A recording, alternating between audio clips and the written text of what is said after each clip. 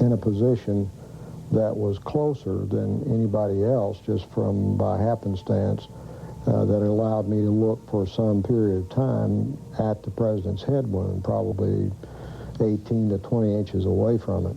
Dr. Perry, who was enlarging the wound in the neck to do the tracheostomy, told me that the small wound in the neck looked like an entrance wound.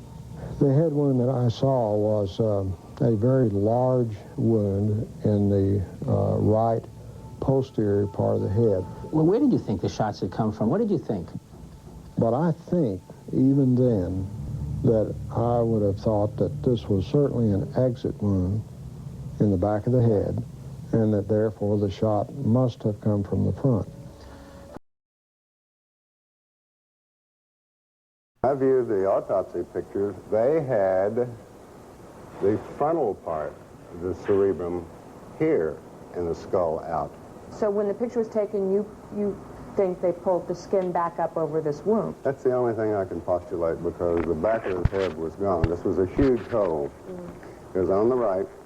It was 9 to 10 centimeters across, and you could look right into the brain. Crenshaw. Large hole is at the front of the head. This is something else. This is just almost a personal a question. Are you pretty comfortable today with the notion that someone was firing at President Kennedy somewhere from the front? Yes. Are you equally comfortable, or are you not comfortable with the notion that there is forgery of some sort in the official documents of this? I feel there probably is. I certainly could not be, held down to saying exactly how that is, or even approximately how it is, perhaps. But I feel that there has been some kind of attempt to cover up what was going on. Let me show you, to my best recollection, what the wound looked like to me that day in Trauma Room 1. Before each doctor looked at the photos, he described the wounds he had seen back in 1963.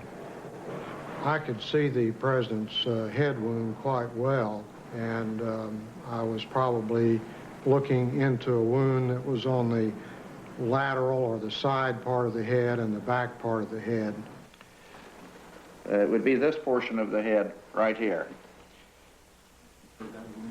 As I remember, it's like this, that there was a big wound, big deficit in his skull and the temporal parietal area.